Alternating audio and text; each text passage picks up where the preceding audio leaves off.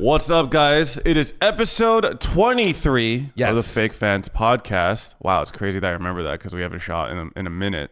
But that's my fault because Okay, no, it's actually both of our faults. I'm going to be clear. I'm going to throw it out there. We were on time with everything, no problem. We have Amanda's helping us in the back. Jason is helping us. And then we were on schedule for once a week. And we did do once a week for the majority of our first 20 episodes. And then I think WoW came out and I got giga addicted with Peter. And then we have kind of sold our soul to become super degenerate gamers, which is not a bad thing. I want to say I was talking about addiction before and I thought that was good. Right. And this is what I was looking for. Exactly. Yeah, this is fine. And you know what's also fine? What? YouTube memberships. You guys should subscribe. Make sure to gain access to our bonus content and support the channel if you'd like. But no, yeah, we have been super giga addicted to World of Warcraft. Yes. Straight up. I actually think we missed our last shoot just because I had a migraine. So it actually had nothing to do with World of Warcraft, I think. But no, yeah. But I think he was playing with his migraine. Yeah. No. Well, I had multiple migraines during that period of time. Okay. I had a few. Okay. So yeah, we've just been fucking. The new expansion, The War Within, came out. Yeah. This sounds like an ad read. This actually sounds like a fucking ad read. And the worst part is some of us were sponsored. Yeah, some of us were, but both of us were sponsored for The War Within. But we have this thing where every time a WoW expansion comes out, every 3 years, 2 to 3 years, we come together to play 2 weeks. 2 weeks. Yeah. We get in first raid, we clear it, we try our best, and we get out. Yeah. And this one was hella good. This was a good ass expansion. Yeah, I've never felt this invested in an expansion in a long time. Yeah, same. I'm literally logging in, doing circles on my mount in an area.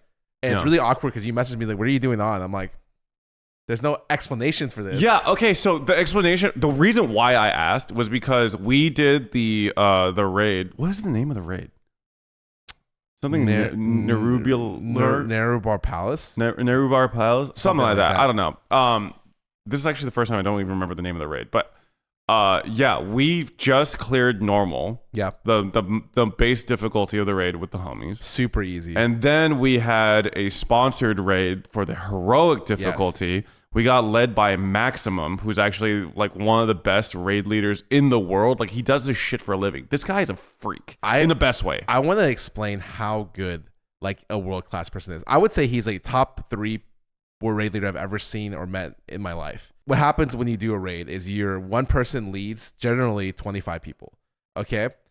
And do all these mechanics, imagine having to do 6 different things at the same time. And he's trying to sort out everyone's, he does everyone's majors cooldowns. He calls them by name. He tells them where to go. He tells them what to do. If someone dies, he takes over for it. There's a period of time where 3 people died. Someone messed up a mechanic. For 30 seconds, I literally felt like I was in the moment of the most locked in person ever. He just starts spitting straight up bars. Yeah. It was crazy. 30 seconds straight of perfectly what people do. You go here, you go here, you go here, you blow cooldowns, you do this, you do that. And I was people would fuck up because they wouldn't be able to adapt. I'm assuming some of these people didn't even have their fucking abilities on their bar, on their action bar, and they would fuck up and he'd be like, okay, that's fine. And then he will just adapt immediately, and it was fucking crazy. I was just this is the most impressive thing I've seen in a long time. I was like, wow, this is very attractive. Yeah, super attractive. He gave me some WoW riz. That was some real WoW riz. I've heard a lot of talk about aura, but I've never felt it till then. Yeah, I was like, holy it was shit. oppressive. It was impressive. Yeah, the reason why I asked Scarra why he was on was because we did the normal raid. We didn't finish the heroic raid, but we did a decent chunk of it, and we kind of agreed to I think we're doing it again tomorrow. Yeah. Okay. So we're doing it on the following Monday. So, but the thing is, I'm oh, I want to play WoW, but I kind of don't really have anything to do until raid day. But I see Scarra logged in, and I'm like, Scarra, what are you? It's 2 a.m. I'm like, Scarra, what are you doing? For people who don't know, a lot of people know me from League of Legends. I was a professional there. I played tens of thousands of hours in that game. But they don't know, my WoW character has 280 to 400 hours across all my characters. That's a long spread, but let's just say I've played so much WoW in my life, it's disgusting. Yeah. And so what I do when I play WoW is I log in. I have nothing to do. There's a bank in the middle of the main city. I just do circles around the bank. That's it. For And I'm just zoned out. I'm like watching a YouTube video, or like I'm looking at Discord, or like I'm thinking about stuff. And that's my way to process things. A lot of people take walks outside.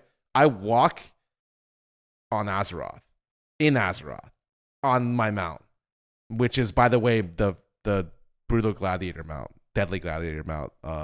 Season 2, Season 3, 4, 5. This guy likes to fucking brag about all his past achievements in World of Warcraft. I peaked in high school, guys. I have to talk about it. And yet he gets out DPS by me in like almost every boss fight. Literally not true. I will blow the meters. This guy's a fucking liar. Anyways, this is a seasonal thing that we do. Yeah. And it just also coincided with the release of Deadlock, kind of. Yes. And so a lot of people have been really addicted to games, and I've been like going from lobby to lobby to lobby of like games that I've been really interested in playing. And I'm also in Sage M Slam, which they're doing a Street Fighter 6 tournament, fighting game tournament.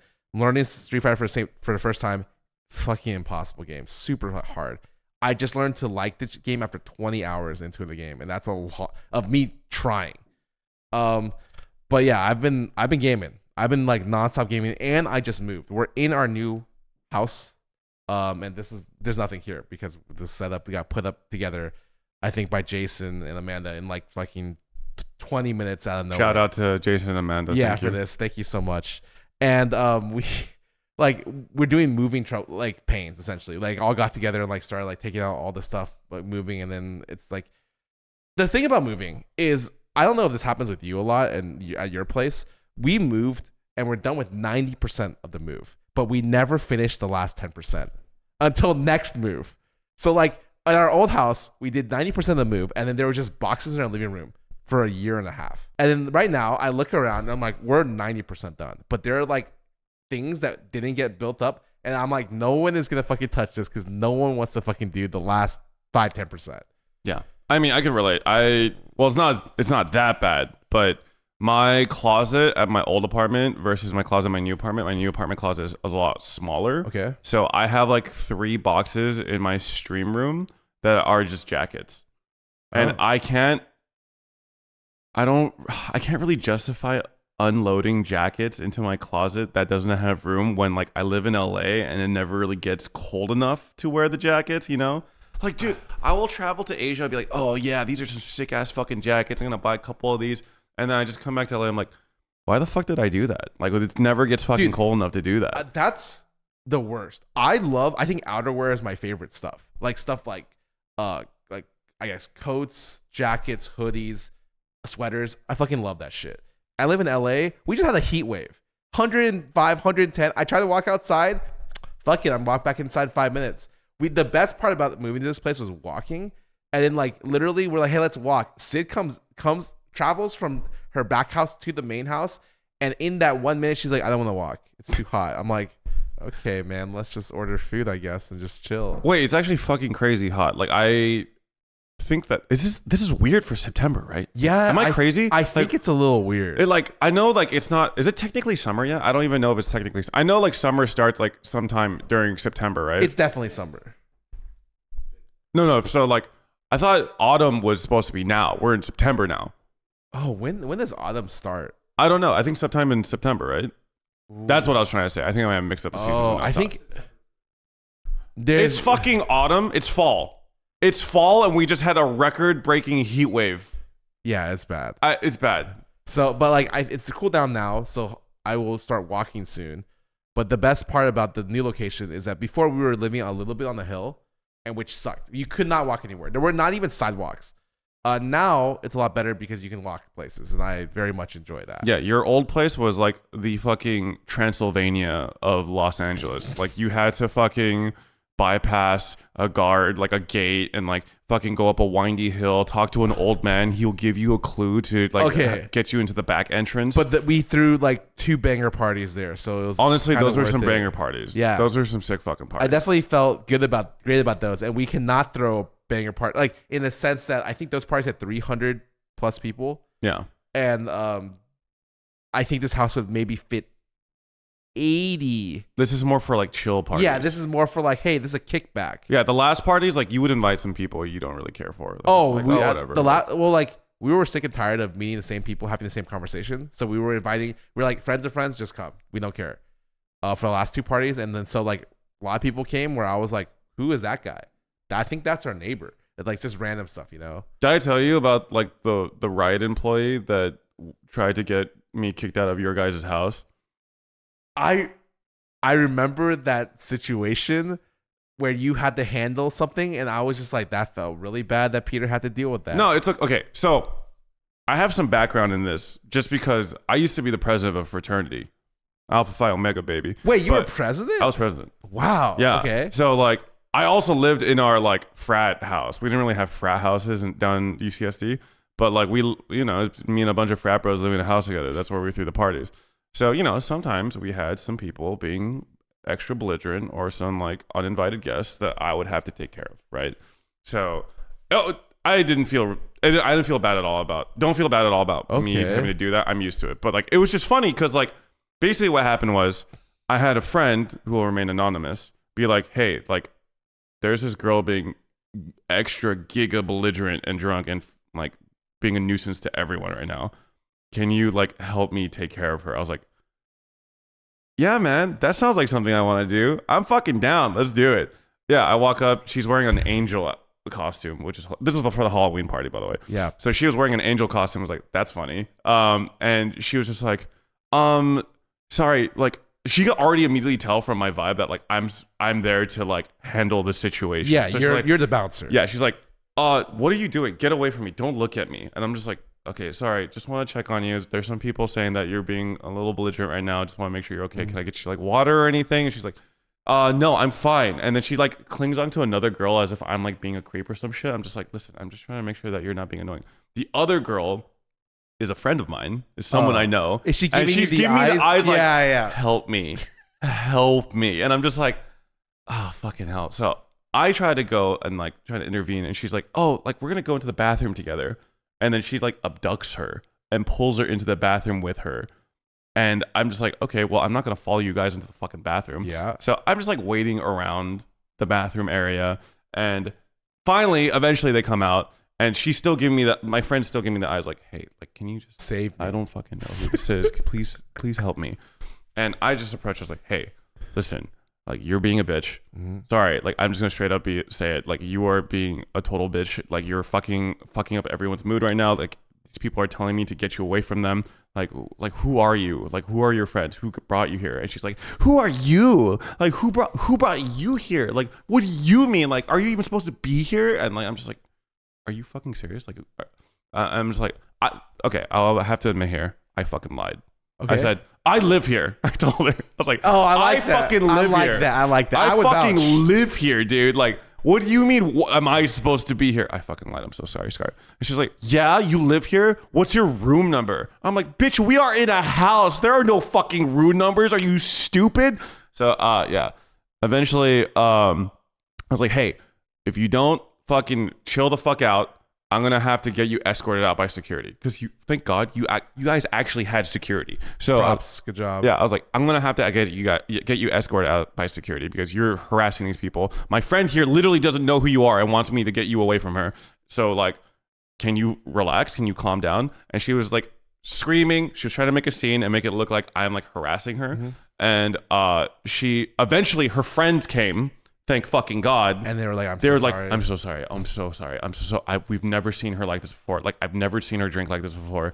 And she's fucking, yeah, I'm so sorry. Like, thank you for taking care of this. If you want to kick us out of the party, I completely understand. I was just like, whoa, hey, listen.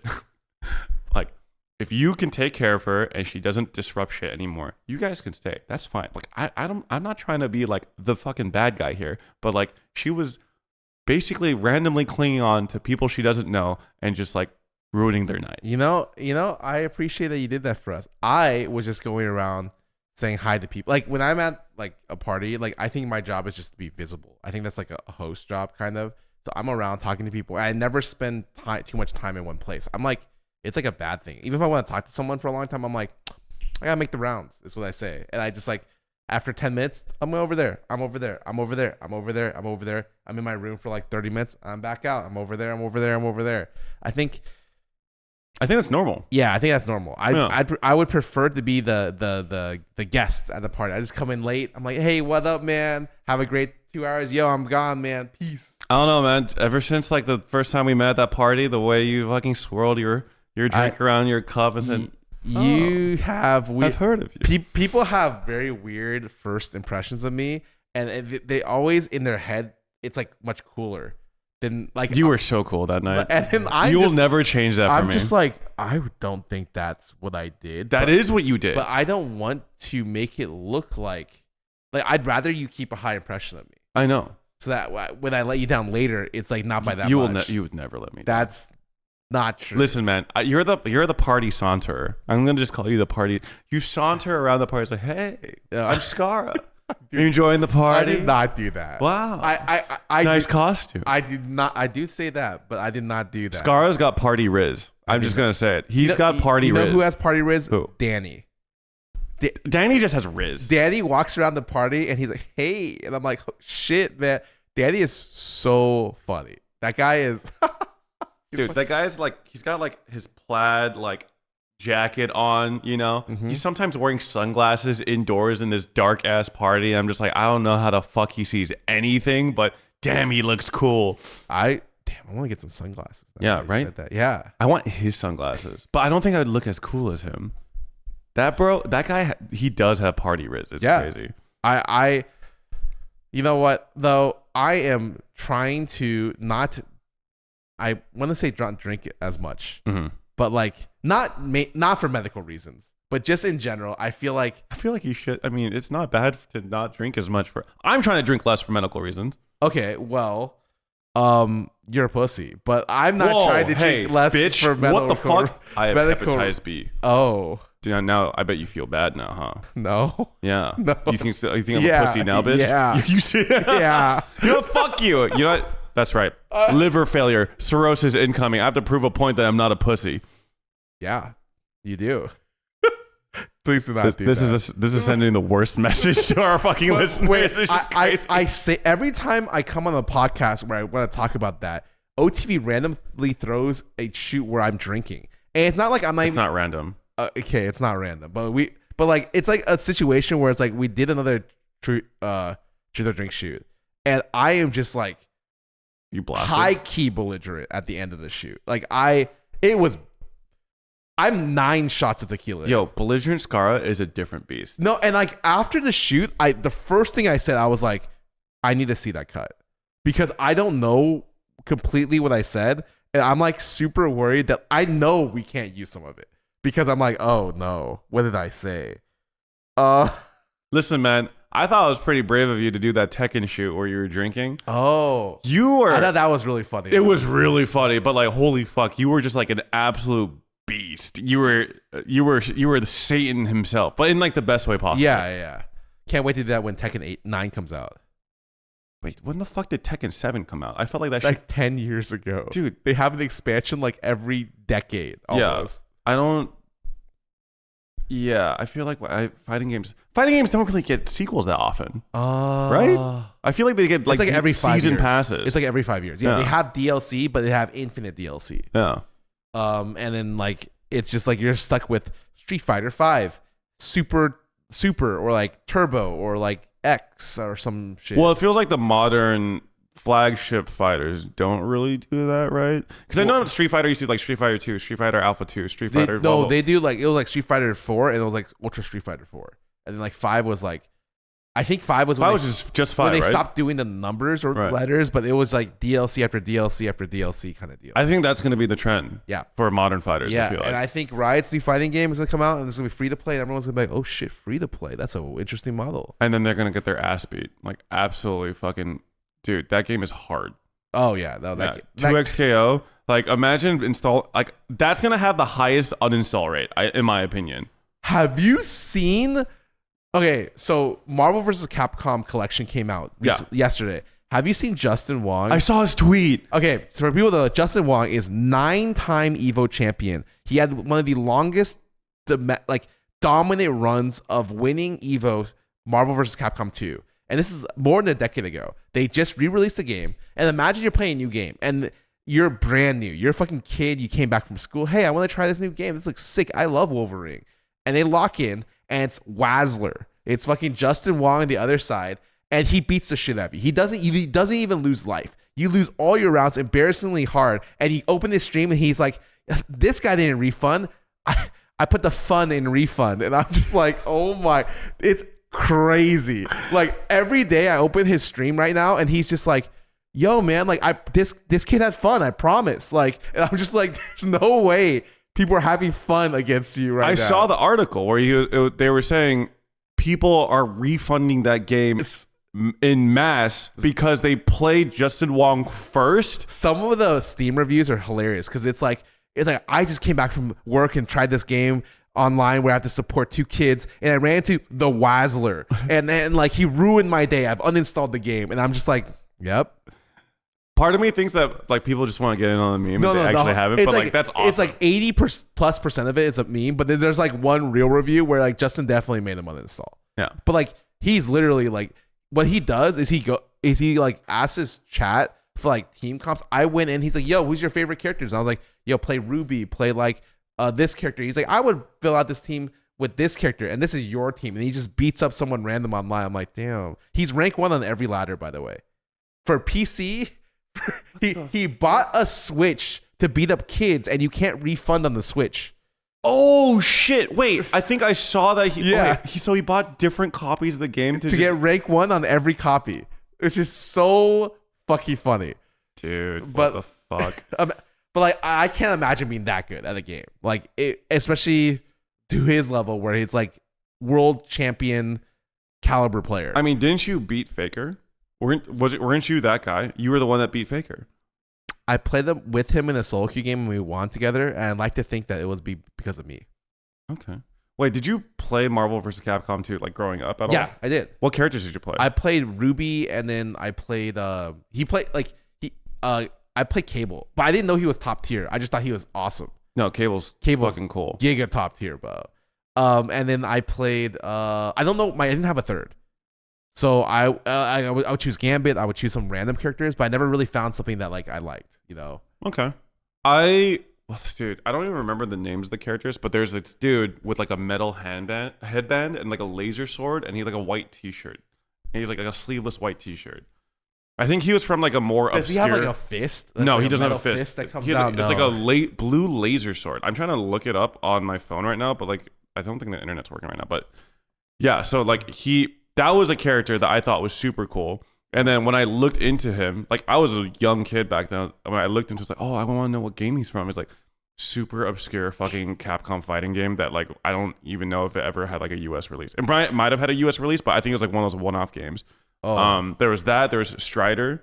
Obviously. Sick character. Is Ruby the pirate? Yes. Oh, dude. She's cool. She's cool. She's really... What is she from? I have no idea. I was like, there's a pirate girl. That's awesome. Yeah. I think there were characters that were specific to Marvel vs. Capcom 2. Like, I think the cactus guy is not from any game. Oh, he's cool. Yeah, he's cool, but like, I just thought that was interesting. I always think versus fighters have the most wild cast. Like, they have like the Marvel vs. Capcom 3 had Phoenix Wright, and then like that one guy with the zombie killing guy. Oh yeah. Yeah. And I'm just like, wow, you guys can just have anyone in your fighters, which is, I think, cool. Yeah, I kind of just wish that the later Marvel versus Capcoms kind of hit the same. I feel like they like didn't have like the Marvel or was it? I think Ford or Infinite did a pretty bad job. Yeah, for a lot of different reasons. Is that the newest one? Yeah, and the worst part is they had to collab with Monster Hunter, and the Monster Hunter girl is the character there. She's cool. Yeah, but like the game itself looks aesthetically unpleasing. Yeah, that game looked so like not good to look at. That even the Monster Hunter fighter character wasn't enough to like draw me in. The graphics are so bad that the install back then was like it looks like a mobile game. Yeah, but like honestly, like mobile games look better now than that game. Yeah, like I mean, mobile for sure. Yeah, dude, like, mobile games are just mobile games are. Have you seen ZZZ? Have you seen the way those titties jiggle? Like, dude, not even. I mean, are you so? When we talked last 2 podcasts, you became Gacha King. Are you still playing a lot of Gacha right now? Yes. I actually maxed out a character in Honkai. Okay. So like I got so basically when you max it out, it's like you get 7 copies of the same character to max out their tree. Yeah. And then you also get their light cone, which is like their weapon, and get 5 copies of that. So that's called E6S5ing. So it's like Eidolon 5 of their weapon. Yeah, it's like Eidolon 6 superimposed 5. For the very first time since I've started playing Honkai, I've done that to a character. Her name is Fei Xiao. She's the general.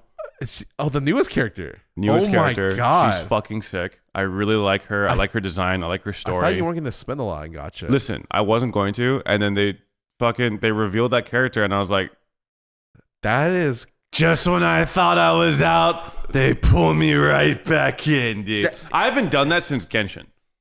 But also, since like when it was Genshin, I did that literally every banner. It was really bad. Okay. So the bad part is, so there's that. Okay. They also released a triple banner alongside Fei Xiao. So usually what happens is they'll release the new premiere unit. Yeah. And then they'll have a rerun banner. Yeah. So that's common for. So this time they have the new premiere unit, which is Fei Xiao. Yeah. And for the rerun banner, they actually reran 3 characters at the same time. Okay, that's Kafka. Hype. That's Kafka, who's like one of the most popular games in the series. Yeah. Black Swan, another Also very super popular popular character, also really strong character. But basically, Kafka and Black Swan are both dot characters. Okay. And they're both pretty Black Swan's very good for dot. Kafka's very good, but like I think she's not as good as she used to be. Okay, and the third? And the third one is Robin. Also mega popular character, Tuanto's girlfriend. Okay, is the joke. Yeah. And also she's very good with Fei Xiao. So did you roll all of them? Yes, I did. I did roll on all 3. Okay, for what it's worth though, it's not gonna make it better, but I got E6S5 for Fei Xiao. I got E1S1 for Robin. E2S1 for Black Swan, and E1S1 for Kafka. It's worse that you remember exactly what you got. Well, it's important. No, it's better. Like, there's a reason. There's a purpose, though, because like I wanted to hit specific Eidolon points. But you were sponsored for this, right? So it's like, well, yeah, I was sponsored for Fei Xiao. Did I make money from the sponsor? That's what I was like, oh. Honestly, probably not. Especially because I rolled on viewers' accounts. Oh. Okay, the way I roll on viewers' accounts is different now. In the past, I used to just straight up put money on their account, no questions asked, right? Now it's kind of like, oh, you have to have enough currency on your account to hit the 5-star. If you hit the 5-star and lose the 50-50, right? Because you generally have a 50% chance at getting the character you want, and if you don't, the next time you do it, it's 100% guaranteed. If I lose the 50-50 on your coin, on your account, I will then flip a coin, and if I hit heads on that, I will put $50 on your account. So I call it the 50-50 for the 50-50-50. It's not bad, right? I actually do like that. Yeah. I am a big fan of that actually. Yeah. So it doesn't make you any better. Like, no, but it makes me spend less money overall. Right. No, I meant more along the lines of like you became less of a gacha player over time, but now you're like more. Wait, no, I am more of a gacha player and less of a gacha gambler. Less, not, just less. Listen, you have to the amount that I used to fucking spend on gacha games was unreal. Yeah. And I do not have the budget for that anymore. Yes. So now it's like, unless COVID comes back. So it's like, okay, this is basically my gacha spending was like, oh, Genshin Impact, so crazy, just so much fucking COVID money, and oh shit, COVID money's gone. Oh, dude, it's all going, and then I'm like, okay, well I quit those games now. Yeah. And then now it's like, oh shit, Honkai, ZZZ, it's not all the way. It's not up here. Not even close. But it's like here. But it's not even half. Dude, I would say. Okay. Not even half. Not even close to half. It's really funny though, because just random aside about money. I had an email from my accountant recently, Ebony, and I'm like, oh cool. A lot of people use her and her thing, and she's like, oh, we didn't file your quarterly earnings this quarter, and I was like, well, that's weird. Isn't the due date this week? Like, why didn't you do that? She sends me an email. The email, it's, all the emails are very professional. Mm-hmm. It's like, hello, good sir, all this. The line in the email just says this: you did not make enough money, period. And then I just read that and I was like, you know what? Fair enough, man. I'm not going to say shit. I appreciate that. 'Cause I asked her, I was like, I emailed her back. I was like, so what happened? Like, could you let me know? And that's it. That's all she sent me. Did you start an esports org? No. Oh, But I mean, I should have. I could have lost money another way, you know? yeah. I think right now I have just random investments here and then like the income from streaming. And since I don't get many subscribers, most of my income comes from just ad revenue, which I think is like, I prefer that. I'd rather have most of my money not come from people. Because like the people who support you by watching or like your fans and shit, I'd rather just take money from like the Corporations. Yeah, corporations who have like millions of dollars in their budget. Like I want that money. Do you pump ads? No. Well, 30. It's usually every hour I do 3 minutes. So I don't know if that's like pumping ads. I think I do 3 minutes every hour. Yeah, I think that's pretty. I've seen some crazy ratios. Dude, I saw the phase of people talk about their highest grossing month, and mine was not close to theirs ever in my history.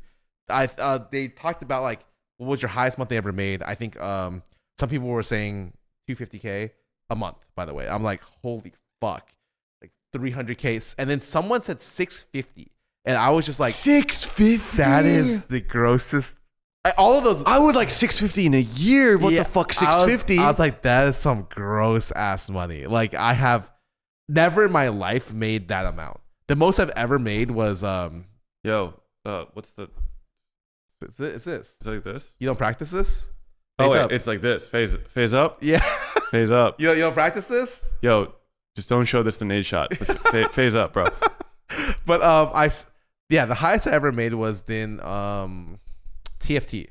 When it first came out, and I put like 30-minute video, TFT full-length videos on YouTube. That was the first time I ever made 6 figures in a month. Damn. And then that quickly fell off over the course of a year. But like I was like, wow, like this is a lot of fucking money, like a crazy amount of money. I think 650 in a month would be like, I don't know. I just like, I'm like dumbfounded at the idea of making that much money. In yeah, it's like at that point I understand because like I saw like what was it, Jason the Ween start gifting people Van Cleef bracelets, and when he gifted them, I was like, oh, that's cool. Like he gave like a couple people Van Cleefs. He just started pulling out boxes of Van Cleef bracelets, and each of them are $4.5 grand each. And don't get me wrong, I think Van Cleef, they're a nice brand. I know Kaide and Tens, RIP Tens, by the way. Kaide and Tens. Don't say that. Tens retired from professional play. He didn't die. Jesus Christ. Yeah, sorry for not clarifying. By the way, I'm so sad he retired. No, me too. I mean, he's gonna still be a creator for Sen, but yeah. I mean, I think he was just like a big reason why a lot of people got into Valorant. He was always fun to play. Really nice dude. Like, he's like the nicest fucking dude. No joke. I won't talk to him forever, but I'll go to like a party and I'll hear people be like, yo, Tens wanted to say hi. I'm like, what the fuck? And then he'll like come up like a little bit drunk at the middle of the party, be like, hey, what's up, man? Love that you're here. And then we exchange a couple things and he's out. And like he's always been like super fucking nice to me. It's okay. Yeah. He's super fucking nice. I've always thought that the haters, like the Kaide Tens haters, have just been like so insane to me. He has the same track record a little bit of Bjergsen. So like I come from the league scene. So if you don't know Bjergsen got imported from EU. That's not the same as Tens. Tyson also imported from EU, Canada. So yeah. Close enough. And what ended up happening was he was just by far the best mid laner for the region, and he's like just I'd say the GOAT of NA alongside Doublelift, right? Mm-hmm. Throughout his career, he's behind the scenes always been known for super hardworking, always keeps his nose down, talks no shit on social media, doesn't even fucking use social media, okay? And all he does is I have quotes from his teammates being like, this guy worked his ass off, this guy coached the team, this guy like did all this stuff, and he got a shitload of hate because he didn't win. Everyone hated him because of his popularity and the fact that he couldn't win worlds. He could win domestically, but he can win. Tens got the same fucking treatment until like this last year where like Sentinels popped off and he did win like a major and placed top 4 at champs. And then the haters, like I would say, died down a little bit, you know? No, man. No, they did not. I was following those fucking Reddit threads and Valorant, like, bro, like when Sentinels lost and got out, like bombed out of champs, well, I wouldn't say bombed, but like they lost and were kicked, or they left champs. Like the top comments were like, "Oh man, I prayed for days like these. Fuck these guys. I'm a Sen hater till I die." I'm just like, damn, dude. I just see so many fucking TikToks of like people shitting on them too, and it's just like it's crazy because like I would understand if it's like Dapper, right? Because Dapper talks so much shit. So like I understand like why people would like hate on him. I'm just telling you, if you're popular, people shit on you. It's just crazy. He's just the nicest guy. He is. Kaede and Tyson, I love both of them. They're both such fucking sweet people. And like he's like a puppy that also is like cracked in Valorant. It's just the fucking goat. Yeah, he is. He's crazy. Oh, it's funny because like some people asked me recently about like how I felt about that, and I would say like he retired at the top. Like I would say like for me, like I retired like maybe third in my position overall. And then I never got a high like a major, like even a domestic title. Never won LCS. You didn't? Well, it's like I would win a tournament here and there, but mainly our team placed a lot of second and thirds at a lot of different tournaments. Okay. LCS started. I was only in there for 1 year, and then we never won. Okay, don't take this personally. Yeah. Right. Yeah. So would you say that you didn't have like a very like award decorated like career as an LCS player? As an LCS player, I was only in the LCS for like I think a year and a half. So no, you were only in the LCS for a year and a half because season 1, like the early season 1 and 2 of League was done in tournament format, similar to like CS. Okay, where like instead of majors, it was just like a bunch of random tournaments around the US. So every week I would fly to. I went to Maine, and next week Boston. Next week, oh fuck it, let's go to Seattle. Sorry, same place, but wait, not same place, but like I would go every other week to a random place. That year, I traveled like 20 times. I'd go to Korea for OGN. We got fucking shit on, by the way. And then I'd go to like, I went to Hanover, Germany. I went to Kiev, Ukraine for ESLs. So it's just like, I would just be like, that was the scene back then. Okay, I have a couple questions for you. Okay, neither of them are related to each other. Yeah. But the first question is, okay, so you didn't win that much, right? Well, I would say if you looked at my accomplishments over my career, I was like the perennial third placer.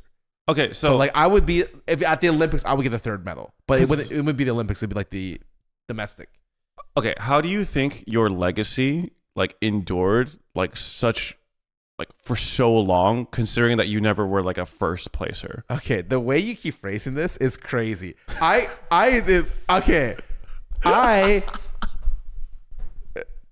team was the best. Like I would say, like I would say even it was during the rise of social media. Our team was just the fucking best in terms of people watch our teams, and we were having a good fucking time. We had the best interviews, we had the best personalities, and our play was fucking funny, and we were unique all over the place. Like literally, this is how our strategy meetings would go before the event. I'd pull up to the online tournament. I'd be like, "Yo, I think Zillion's really OP right now, but I only tried them in free week." And I have to play a couple games before the tournament to get enough IP to buy this tournament. Oh wait, so you guys play on your own accounts? Like you didn't have Riot accounts for the very early tournaments. Like I'm talking, it was WANFest Newegg. It's like a random like tournament which we placed third in. It was our first ever tournament together, and I won a laptop cooler because they don't give out real prizes.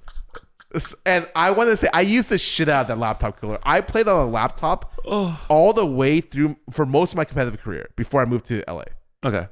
Sorry, I don't mean to sound disrespectful. But you do. No. The reason why I asked is because like I feel like lately, if you were in the LCS and you're a third placer, like you will not be remembered.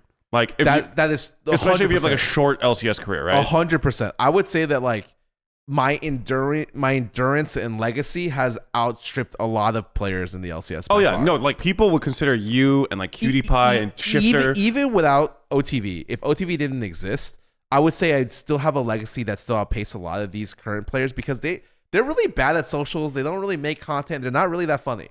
I would say that like some of them are, and the worst part is they're not that good in terms of like skill.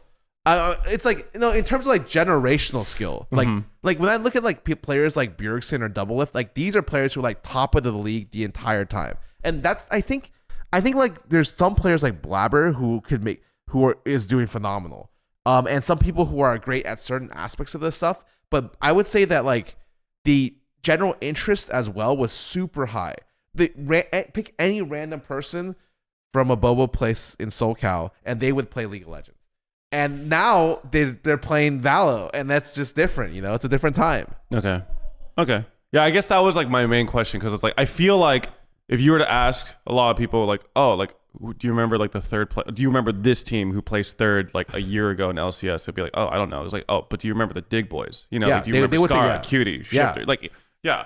I think because we stream so much, we had a very long going legacy. Mm-hmm. I stream, and then QD still streams to this day. Me and him have been streaming for like 12 years, 13 years. Like we've been around the block. Yeah. QD's crazy because he was at one point, I say very small point, the best AD in the country, and he was the #1 streamer on Twitch. And because I knew the manager who managed him, I knew the deal he got for being the #1 streamer on Twitch at the time. It was the first ever contract that he got, and it was crazy. Like that guy is nuts. And on top of this, he put his initial money into Tesla. And when he told me this, I was like, no fucking way. Giga brain. Yeah, so it's really funny. Like when I talked to him and he's like talking about stuff, he's like, yeah, I'm just like you guys, man. Everyone here owns 2 houses, right? I'm like, bro, shut the fuck up. Fuck you. Yeah. It's fun learning about this shit just because like I was never really into the League Pro scene at all. Yeah. Like I was more into the Dota 2 pro scene, you know? Oh yeah. Like I was like a Navi fanboy, Alliance, etc. I will say though, especially like for me, like I would say like the 2 years and 2.5 years I played pro, like I was only very, very good for a short period of time. And like the skill level of the pro players went up dramatically. Like Danny is an example of like a lot of the later pros are just really fucking good at games. And Danny is a great example of like being excellent, like super inhumanly good at games. Like I look at Danny play, I'm like, this guy is a fucking beast. He's that like, guy can pick up any game. Yeah, He's any game good. and like be challenger essentially, master plus in every and he's fucking funny. Yeah, that pisses me off so bad that he could be so fucking good at games and also so fucking funny. Yeah. The amount of one-liners he drops effortlessly, that shit, dude. Fuck Danny, man. Anyway, my second question. Yeah. My follow-up. I forgot there was a second. Sorry, I don't want to fixate on keep this. Going. I'm impressed that I remember too. It's like, what was your favorite place to visit when you were traveling for these tournaments? Ooh. The problem is we would go to these tournaments and we would not like people like, oh, you got to go to like Germany. Did you go to any places? I'd be like, fuck no, bro. We were in a clown hostel, a children's clown hostel, in between our sets. We'd go to the event.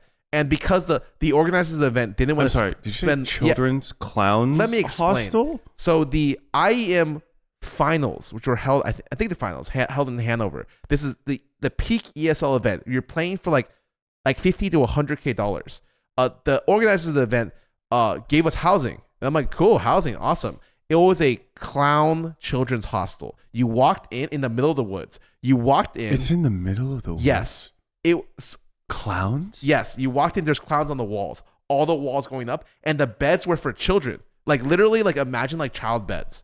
So like the first thing that happens, of course, is I jump into a bed because I'm like I want. That's just what you do with beds, right?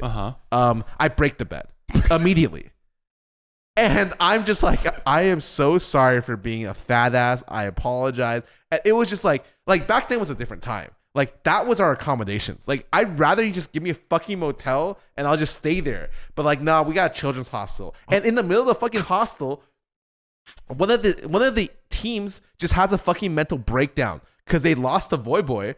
And then literally it was AAA. And I think their personalities on the team, they're a French team, if I remember, were just super crazy. So like we beat them and then we come back to the hostel with them and they would just be yelling at each other in the middle of the fucking game, and their team like fucking had a meltdown in the middle of the tournament because Voy played least on top, I'm pretty sure. That's what they call crashing out. No, yeah, they had the biggest crash out ever. Yeah. But yeah, that so like So that was your favorite place, huh? Okay, let me think. Main PAX, both PAXs. I went to Korea for OGN. Yeah, the problem is all these places just kind of blend in on each other because I never visited. Like when imagine you go to Korea for like 5-7 days, okay, for a tournament. So like you'd imagine that in between the tournament you would do stuff, right? But we were just in between every tournament in a hotel, in one hotel room. We would just scrim, and the hotel room it's small.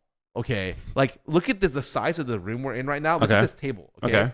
we had to fit all 5 people on a smaller than surface area, like than this to the wall. It's about the same size. All 5 people fit here. We were all playing each other, and everyone was so mad every day because they'd be like, Cutie's hair would get everywhere. And they'd be like, how the fuck is your hair here? How is it here? It's like in the fucking ground. It's like on the fucking, people were getting, like, so we had to scrim, lose our games, and then hear people yell at Cutie for that shit, or like yell at like our support who like did not do great climbing ranked. We had weird accounts. So our accounts that we were given at the time were Riot accounts, but their Riot accounts had like a funny thing attached to them. And it's like if you ever went too negative, you lost 90 LP. Like, and you'd only gain 12 a win at this time. So someone would like int your game and then like you just lose. It's outside of your control. No. You had to go negative. Oh, so like you had to go negative. If you played against another teammate, you had to feed each other kills at the end on the fountain so that they wouldn't lose 90 LP. But like, everyone climbed. Everyone did a great job climbing except for our support, who was hard stick plat essentially. I mean, it would be hard to like farm kills on the support. No. Well, like it's KDA. Oh, are you shit talking your support?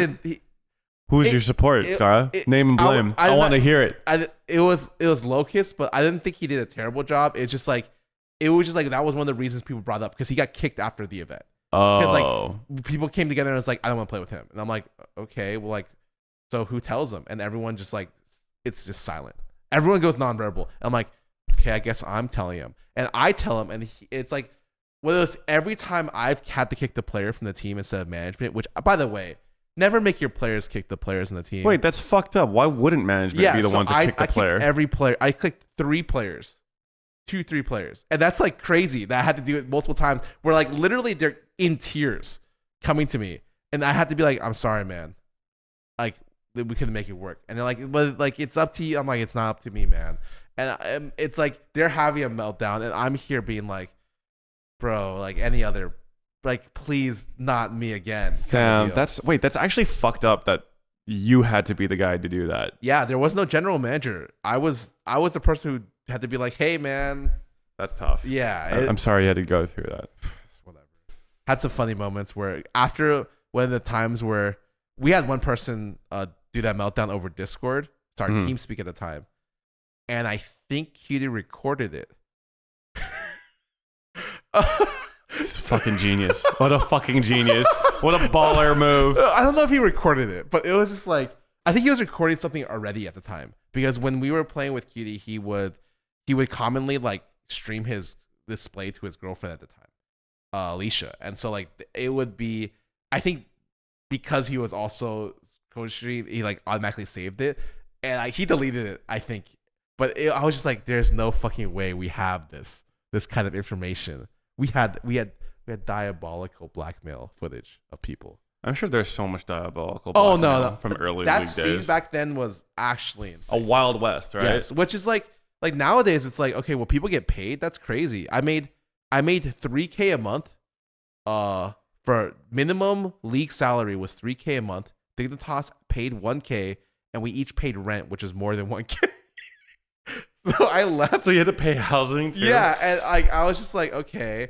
And then we would do stuff that it'd be like we beat TSM for the first time ever.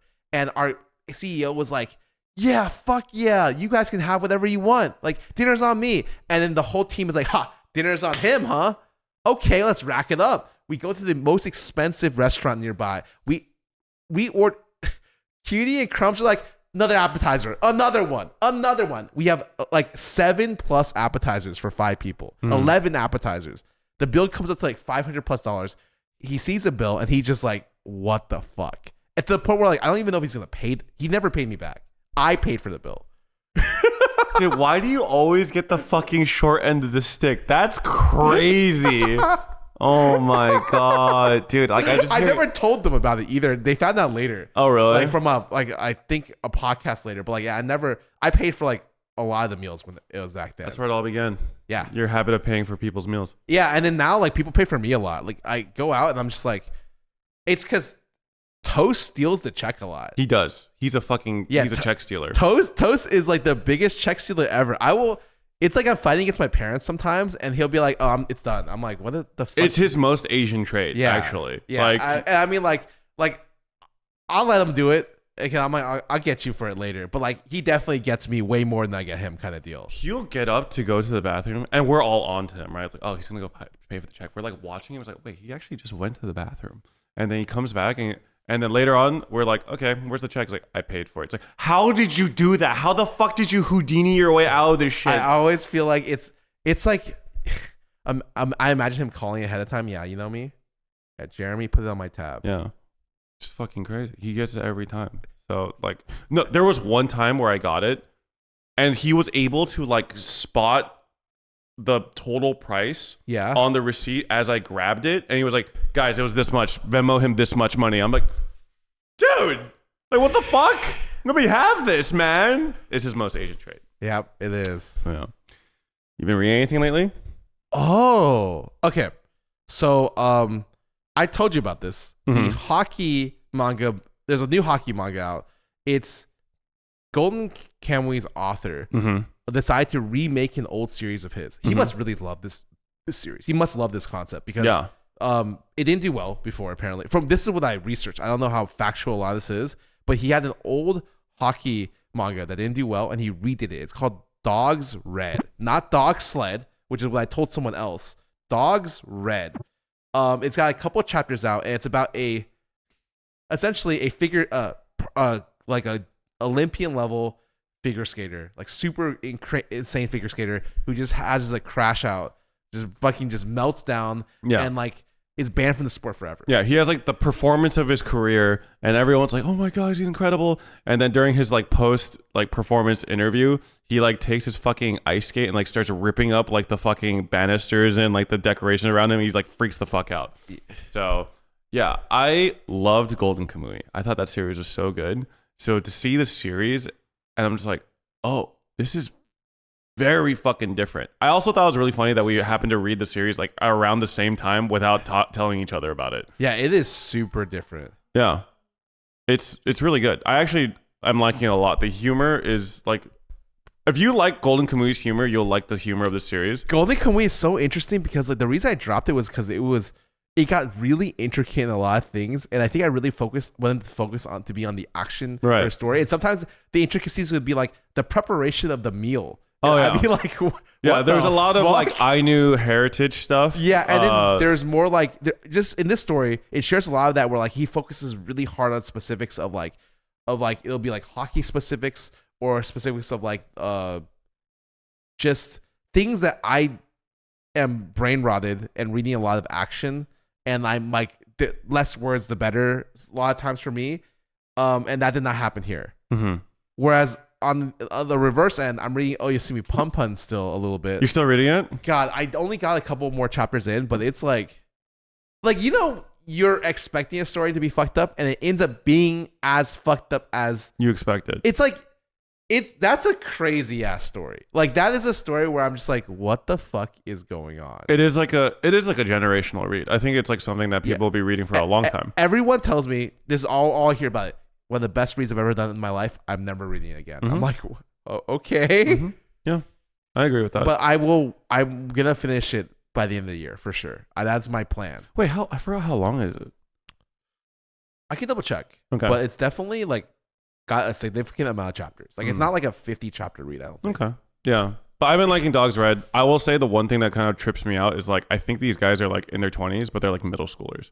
Oh. Yeah. But they're like jacked. Yeah, they're like jacked and they look old. You know what I mean? They look fucking old, but they're like 14, 15 or some shit. Really? Yeah, they're supposed to be hella young. I wonder if that's more realistic though, because I know in a lot of these like I don't know if you know about hockey, but like hockey, especially when it comes from like I think Canada, is like crazy. Like the way the systems are like people train for hockey at a very, very, very young age. They go to like summer camp. People who go to that hockey league in I don't know what it's called, NHL are like to specific teams are from like these systems. Apparently like it's very interesting. I mean, I believe it. I've been seeing some like TikToks on my feed about high school football players, and I'm like, You're telling me this isn't a fucking 28-year-old man? Yeah, This no. guy's 16? No, Are you shitting me? It's crazy. Yeah. Like there's some people that I'm like, you're like already like a genetic monster. Yeah. At like such a young age. Yeah. Which like kind of should I be? Is that worrying at all? I think it's like if Like I'm not a doctor, so I they're don't want to getting say. trained for it professionally, it's probably fine. I imagine the science behind it is so good and so precise now that like they're not over injuring or over hurting themselves or overtraining too early. Okay. But I mean, I can't say that with any degree of certainty. I just expect that to be the case, Okay. kind of deal. Yeah.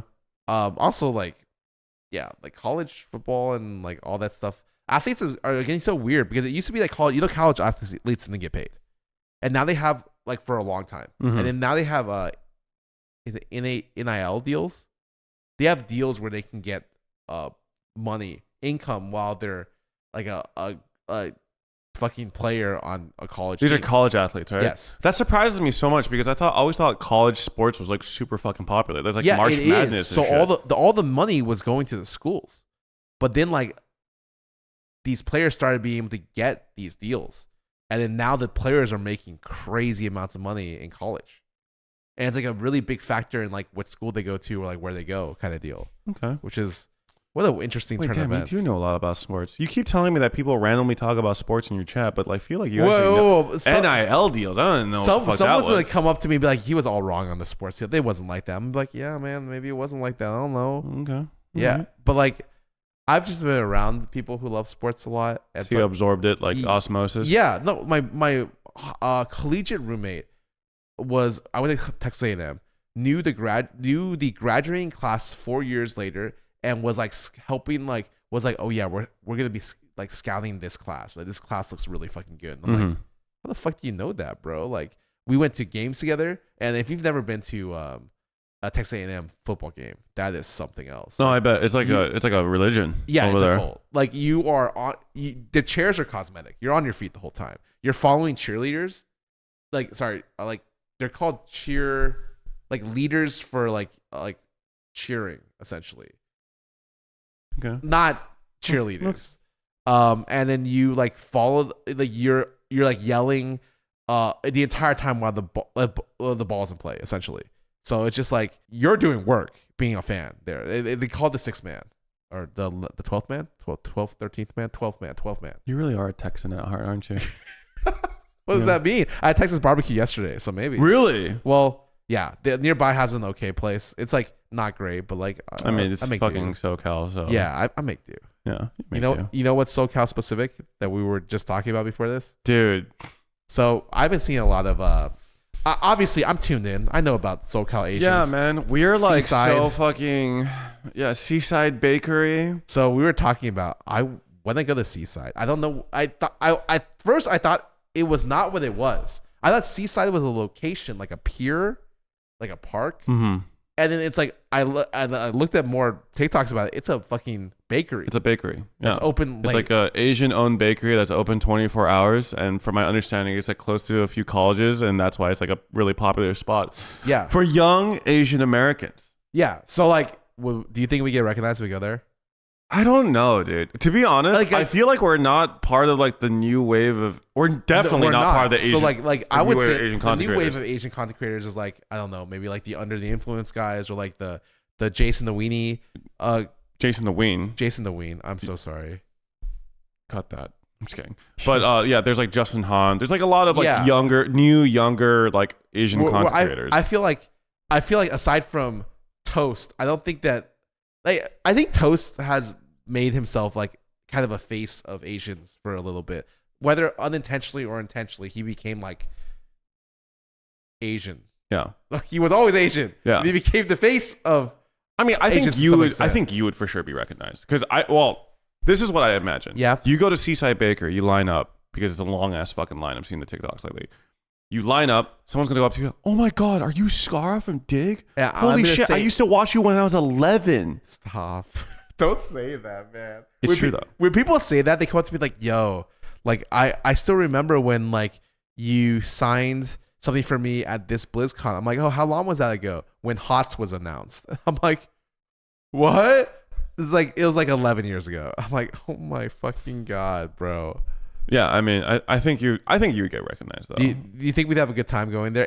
So it's like more than an hour away, right? Yeah, so it's like in Newport, which is like about an hour-ish away. Yeah. So Anita wants to go. Yeah. Like, she's curious about it. Like Yeah. she doesn't even think it's gonna be good. Because I also heard it's not that good. It's like fine. Yeah. Right? Like it's not worth driving an hour. You're not going for the food. You're going to see if you get interviewed for a TikTok. Yeah. Yeah. And like, could you imagine if you just start seeing me on those TikToks?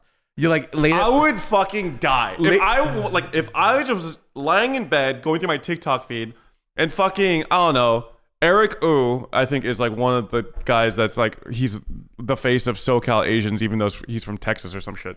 Like, wait, I'm from he's Texas too.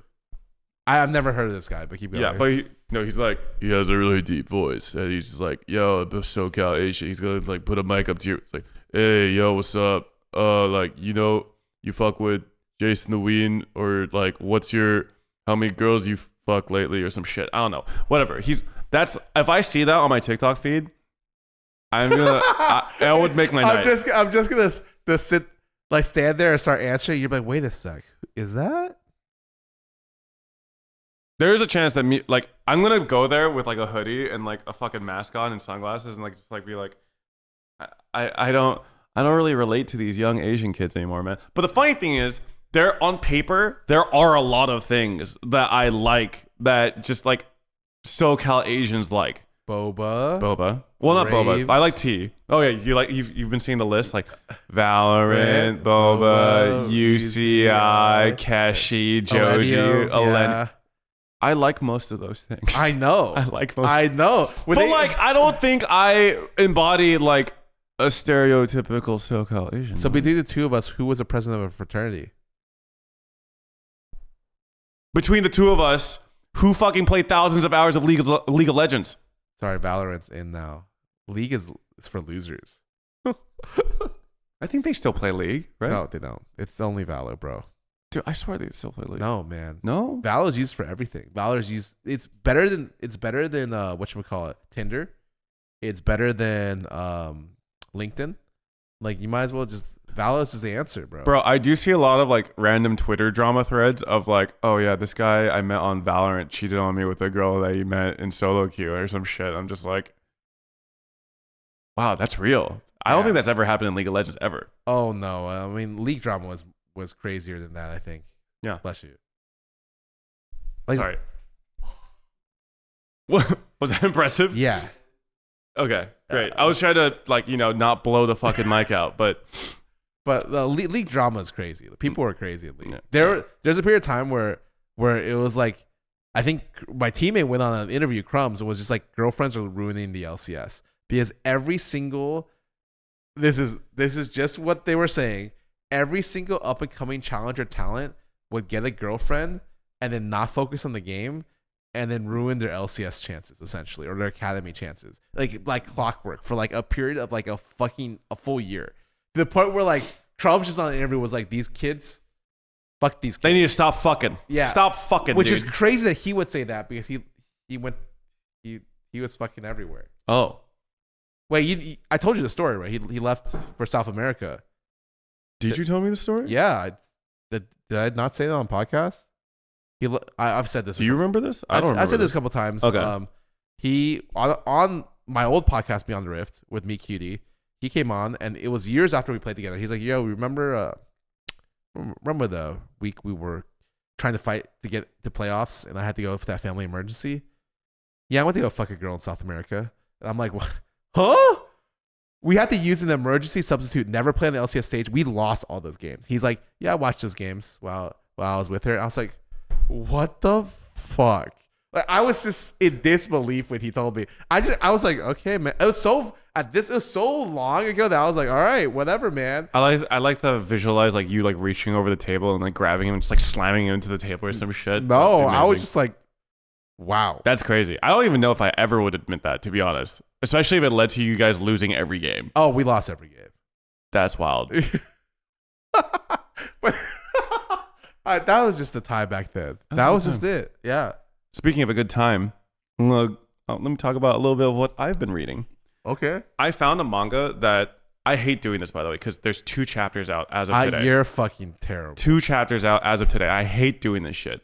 This is the most excited I've been about a manga since Dan Dan Dan.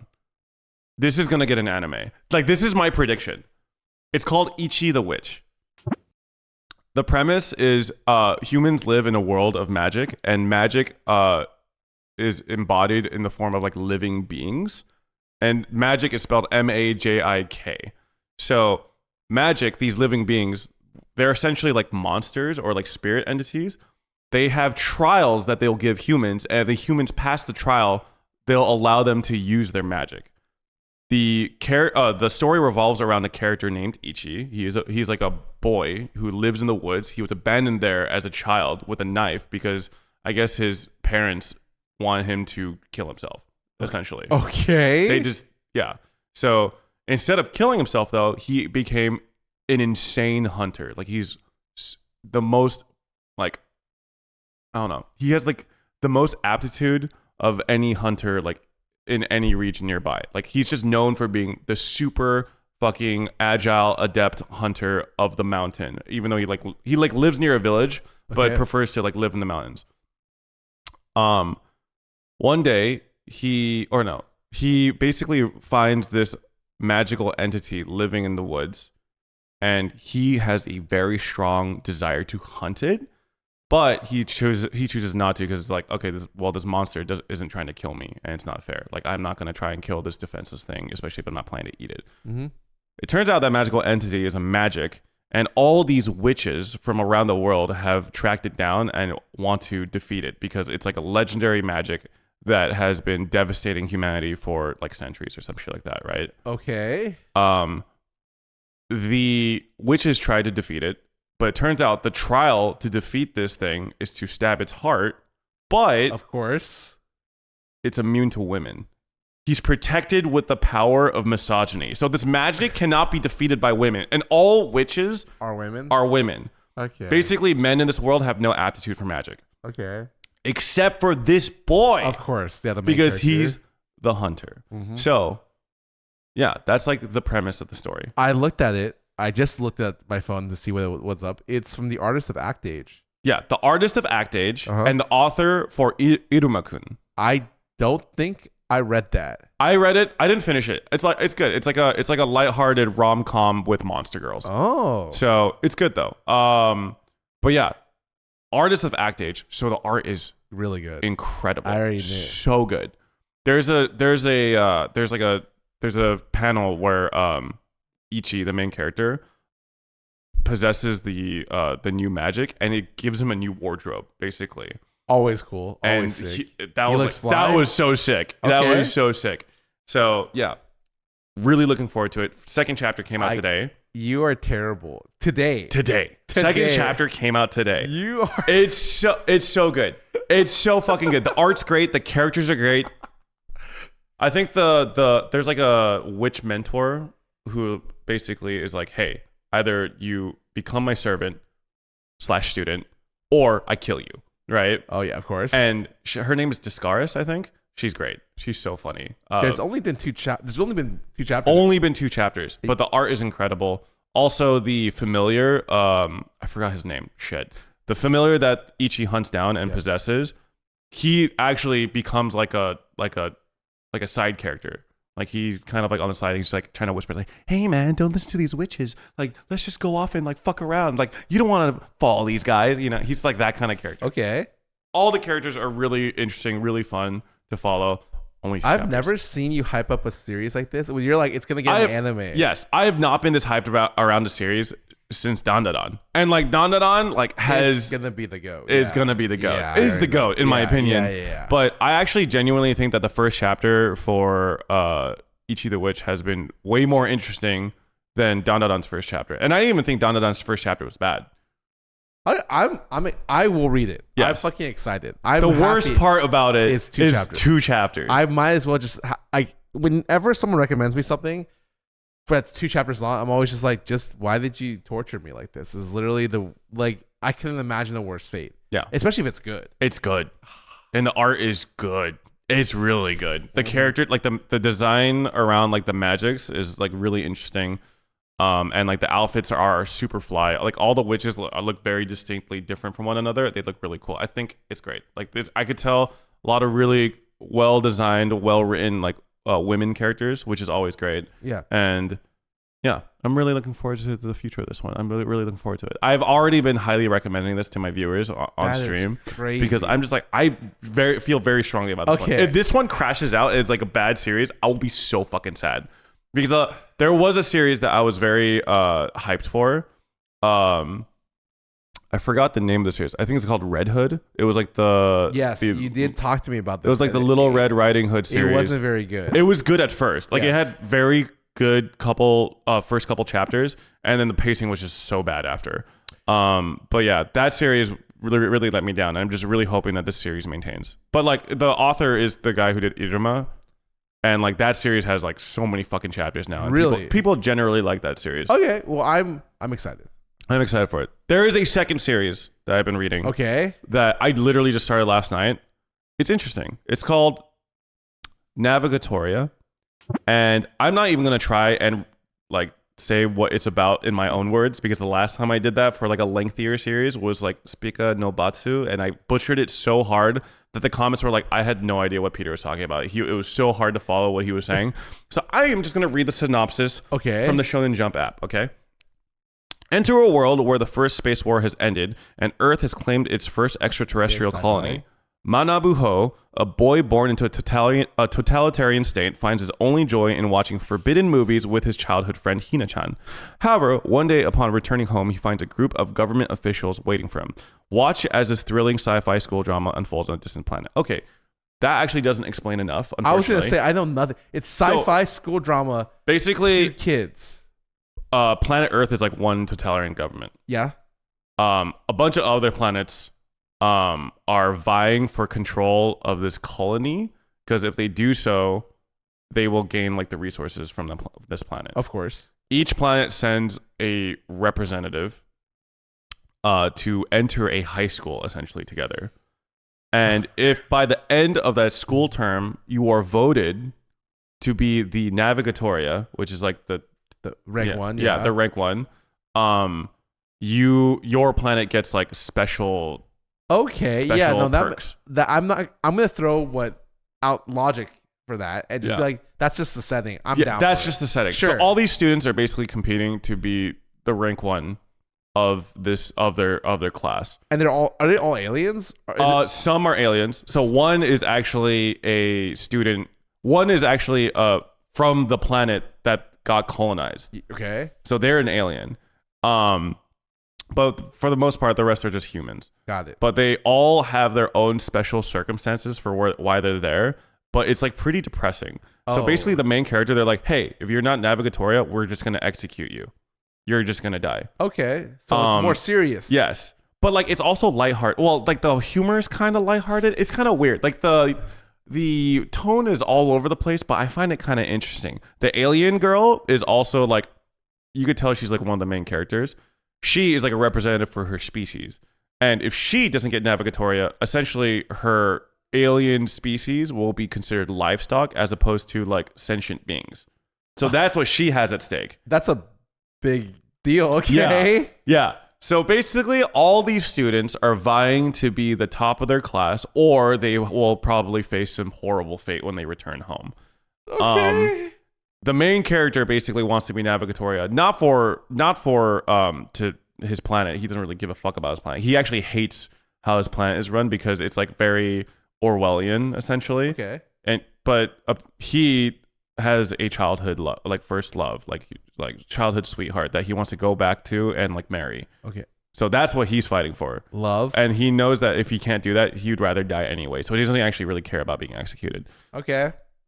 So yeah, that's it. They basically put these kids through all these trials, and they kind of display. How many chapters is this? I think like 20. Yo, that's good. Yeah.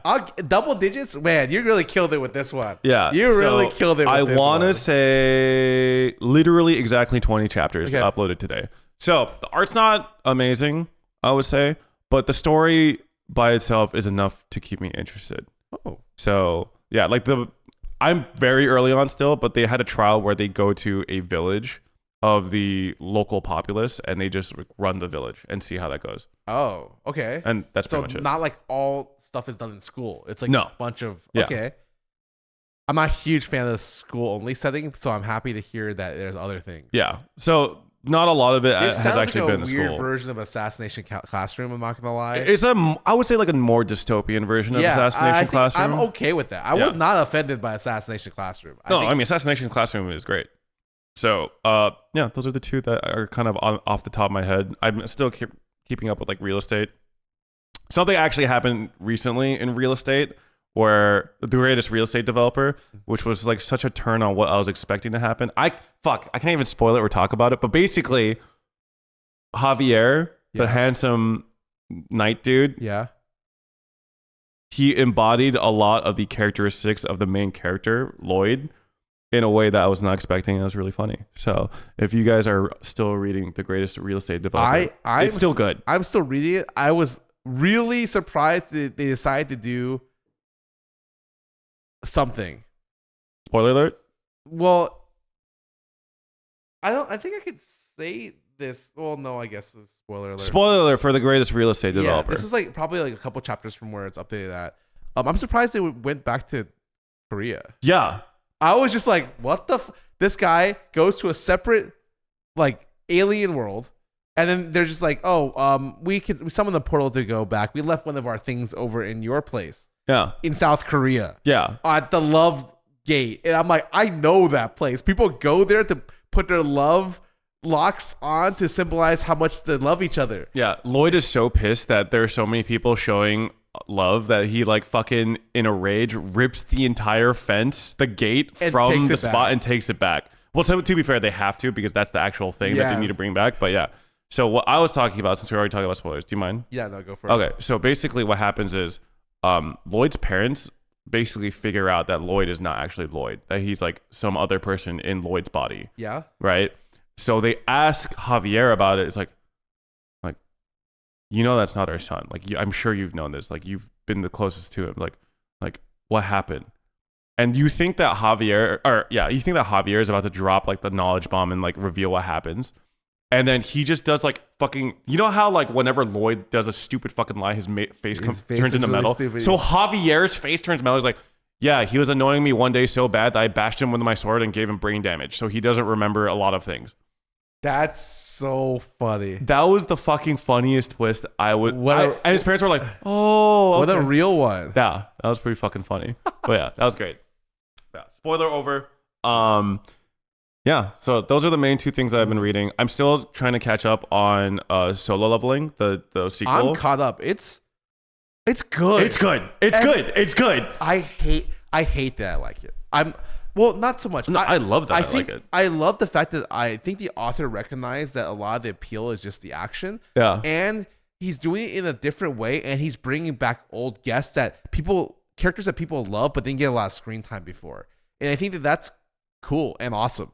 So I am very much about it. I've been very, very happy reading it. I read it every time it's updated. Yeah, me too. I'm still catching up, but like I still think it's good. I've been enjoying that. I will say a little bit about our upload schedule. We will probably not having an episode for next week because we'll be going to TwitchCon. So if you guys might see us there, I know you have a meet and greet. I think I have a meet and greet as well sometime around whatever. And so I'll probably see some of you guys there maybe.